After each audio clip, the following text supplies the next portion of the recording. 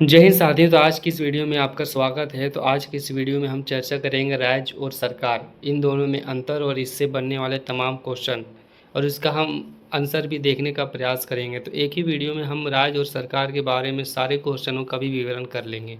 तो चलिए सबसे पहले हम इससे बनने वाला क्वेश्चन को देखते हैं, उसके बाद आंसर को भी हम देखेंगे। तो सबसे पहला क्वेश्चन बनता है राज्य क्या है, तो इसके बारे में भी हम जानेंगे।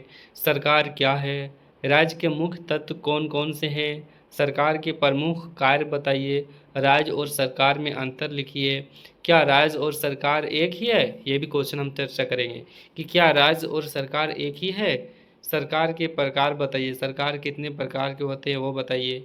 फिर हम देखेंगे राज्य की संप्रभुता से क्या तात्पर्य है, लोकतांत्रिक सरकार क्या होती है, राज्य का महत्व बताइए, ये सब जानेंगे। फिर इसके साथ साथ हम ये भी देखेंगे राज्य और सरकार में अंतर स्पष्ट कीजिए, राज्य की परिभाषा एवं उसके तत्वों को वर्णन कीजिए, सरकार का अर्थ एवं उसके कामों का या कार्यों का विवेचना कीजिए, राज्य और सरकार के संबंधों को स्पष्ट कीजिए, लोकतांत्रिक शासन व्यवस्था में सरकार की भूमिका का वर्णन कीजिए, राज्य की विशेषताओं का वर्णन कीजिए, राज्य और सरकार में अंतर कीजिए और उसके उदाहरण सहित समझाइए।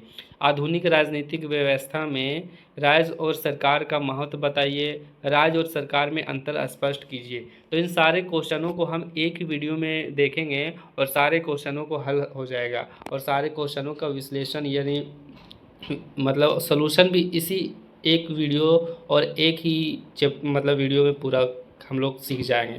तो चलिए हम देखते हैं। आखिर राजनीतिक विज्ञान में राज्य और सरकार दो अत्यंत महत्वपूर्ण अवधारणा, मतलब राजनीतिक विज्ञान ने पॉलिटिकल साइंस में स्टेट और गवर्नमेंट, स्टेट मीन्स राज्य और गवर्नमेंट्स मीन्स सरकार, यानी स्टेट और राज्य जो है वो दो अत्यंत महत्वपूर्ण अवधारणाएं हैं।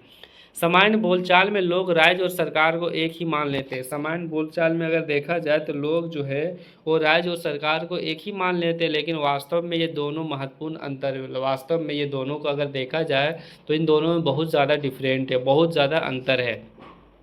राज्य एक अस्थाई संस्था है, राज्य जो है एक अस्थाई संस्था, जबकि सरकार राज्य को चलाने वाली अस्थाई व्यवस्था है। यानी राज्य जो है एक अस्थाई संस्था, यानी राज्य जो है एक ही जगह है, एक ही राज्य। मान लो अगर झारखंड राज्य है तो वो राज्य है, लेकिन जब सरकार बनता है वो अस्थाई होता है, जो चलाने के लिए होता है। मान लो आज हेमंत सोरेन यहाँ का सरकार है तो अगला बार चेंज हो जाएगा। इसी तरह क्या होगा कि राज्य जो है अस्थाई संस्था है, जबकि सरकार जो है राज्य को चलाने वाली अस्थाई व्यवस्था है। इससे तो आप भली बात ही समझ गए। किसी भी देश की राजनीतिक व्यवस्था को समझने के लिए राज्य और सरकार के बीच का अंतर जानना आवश्यक होगा।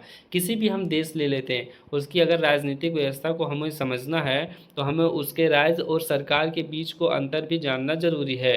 राज्य के बिना सरकार की कल्पना नहीं की जा सकती है। अगर राज्य किसी देश में नहीं है तो वहाँ सरकार नहीं बन सकती है, सरकार की कल्पना नहीं कर सकते हैं, और सरकार के बिना राज्य के कार्यों का संचालन संभव नहीं है। और राज्य है और यदि सरकार नहीं है तो फिर राज्य के कामों को करना या संचालन करना वो संभव नहीं, क्योंकि उसको काम कौन कार्य, उनके कार्य, राज्य का कार्य कौन करवाएगा, तो वो सरकार ही करवाएगा। अब हम राज्य का अर्थ देखने का प्रयास करते हैं। राज्य एक राजनीतिक संगठन है, राज्य जो है एक राजनीतिक संगठन है जिसमें निश्चित भूभाग, जनसंख्या, सरकार और संप्रभुता होती है। मतलब बोल रहा है कि राज्य जो है एक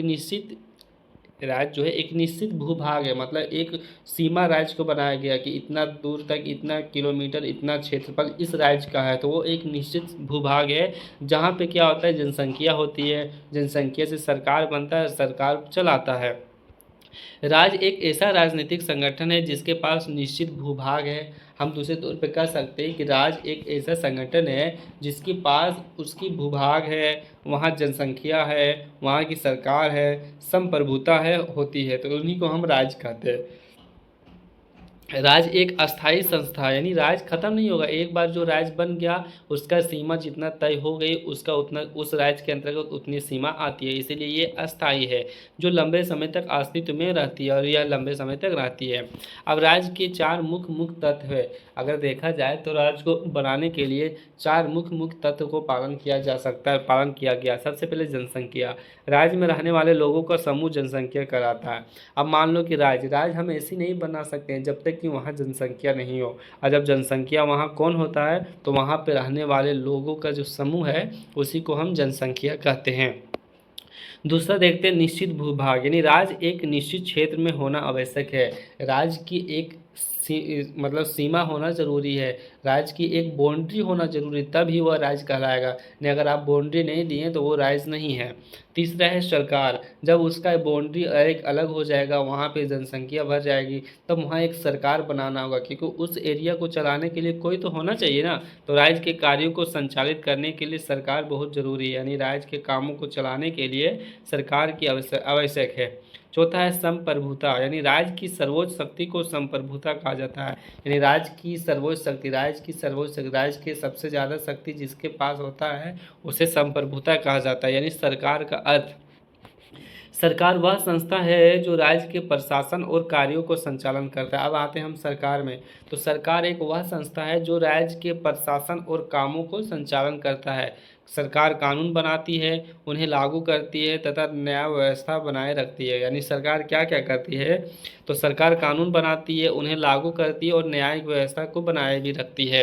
सरकार राज्य की ओर से काम करती है, सरकार जो है राज्य की ओर से काम करती है, सरकार जो है राज्य की काम करती है। सरकार की परिभाषा, सरकार वह संगठन है जिसके माध्यम से राज्य अपनी इच्छा को व्यक्त करता है। यानी सरकार वह संगठन है जिसके माध्यम से क्या कि राज्य, कोई भी राज्य अपनी इच्छा को व्यक्त करता है, यानी वहाँ के रहने वाले जनसंख्या को इच्छा को व्यक्त करता है तथा प्रशासनिक कार्यों को संचालन भी करता है।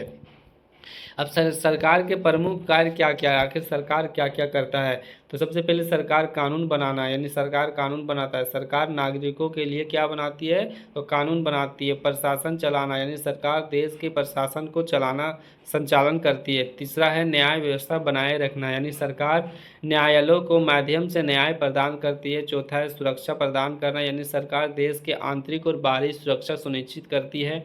पांचवा है विकास कार्य करना, यानी शिक्षा, स्वास्थ्य, सड़क, बिजली तथा अन्य विकास कार्यों सरकार द्वारा किए जाते हैं।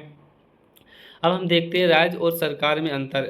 आधार होता है राज्य सरकार का अर्थ, राजनीतिक संगठन, राज्य को चलाने वाली संस्था, प्रकृति, अस्थायी अस्थायी अस्तित्व लंबे समय तक रहता है, चुनाव के बाद बदल सकती है। क्षेत्र, चुनाव के बाद क्या बदल सकती है, क्षेत्र, व्यापक, समिति, संप्रभुत्व राज्य में होती है। सरकार राज्य की ओर से काम करती है, परिवर्तन करती है, आसानी से नहीं बदलता। कौन सरकार, बदलती रहती है। कौन सरकार, मतलब राज्य आसानी से नहीं बदलती है, सरकार बदलती रहती है। अब इसमें तत्व देखा जाए तो जनसंख्या, भूभाग, सरकार, संप्रभुता, प्रशासनिक संस्थाएं सब शामिल है। महत्व क्या है, तो इसका मूल संस्था संचालन करने वाली संस्था होती है। राज्य और सरकार का संबंध होता है, राज्य और सरकार का संबंध अत्यंत घनिष्ठ है। राज्य एक शरीर के समान है और सरकार उसके मस्तिष्क के समान है। हाँ, राज्य एक शरीर समझ लो, उसको चलाने के लिए, शरीर को चलाने के लिए दिमाग चाहिए, उसी तरह राज्य को चलाने के लिए उसमें उसके लिए सरकार चाहिए। जिस प्रकार मस्तिष्क शरीर का संचालन करता है, उसी प्रकार सरकार राज्य का संचालन करती है। सरकार राज्य की इच्छा को व्यवहार में लागू करती है। उदाहरण द्वारा अंतर समझिए।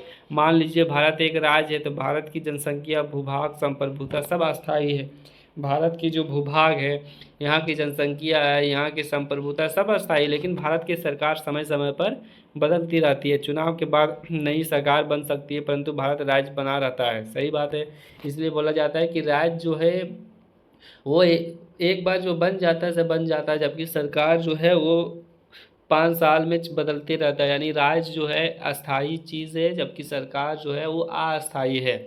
लोकतंत्र में सरकार की भूमिका, लोकतंत्र में सरकार जनता द्वारा चुनी जाती है। हाँ, लोकतंत्र में सरकार की क्या भूमिका है, तो सबसे पहले जो सरकार चुनी जाती है वो जनता के द्वारा चुनी जाती है। सरकार का मुख्य उद्देश्य होता है कि जनता की सेवा करना, कानून व्यवस्था बनाए रखना, विकास का काम करना, नागरिकों के अधिकारों की रक्षा करना, जो ये सब बिल्कुल नहीं कर रहा है। अब राज्य का महत्व, आखिर क्या महत्व है, तो सामाजिक व्यवस्था को बनाए रखना, जिसमें राज्य समाज में शांति और व्यवस्था स्थापित करता है। नागरिकों की सुरक्षा प्रदान करना, जिसमें क्या करता है कि राज्य नागरिकों को सुरक्षा प्रदान करता है। विकास को बढ़ावा देना, मतलब राज्य आर्थिक और सामाजिक विकास को प्रोत्साहित करता है। अधिकारों की रक्षा करना, यानी राज्य नागरिकों के मौलिक अधिकारों की रक्षा करता है।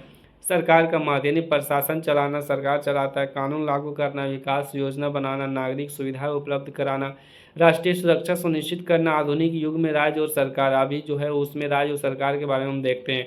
तो आधुनिक लोकतांत्रिक देश में राज्य और सरकार दोनों का महत्व बढ़ गया है। आज सरकार केवल कानून व्यवस्था तक सीमित नहीं है, बल्कि शिक्षा, स्वास्थ्य, रोजगार, सामाजिक न्याय, पर्यावरण संरक्षण जैसे क्षेत्रों में भी महत्वपूर्ण भूमिका निभाती है। तो निष्कर्ष निकलता है दोस्तों कि राज्य और सरकार दोनों राजनीतिक व्यवस्था के महत्वपूर्ण अंग है, लेकिन दोनों एक दूसरे से भिन्न है। राज्य एक अस्थायी राजनीतिक संगठन है, जबकि सरकार राज्य को संचालन करने वाला अस्थायी संस्था है। राज्य के बिना सरकार का अस्तित्व नहीं हो सकता और सरकार के बिना राज्य के कार्यों को संचालन संभव नहीं है। इसलिए दोनों एक दूसरे के पूरक है और समाज के सुचारू संचालन करने के लिए आवश्यक है। तो बस आज का वीडियो यहीं तक है। यदि आपके भी माइंड में अगर कोई क्वेश्चन है किसी भी सेमेस्टर को लेके, तो आप उस क्वेश्चन को कमेंट बॉक्स में ज़रूर टाइप कीजिए। हम कमेंट को पढ़ के ज़रूर उसके बारे में वीडियो बनाएंगे। तब तक के लिए थैंक यू। जय हिंद, जय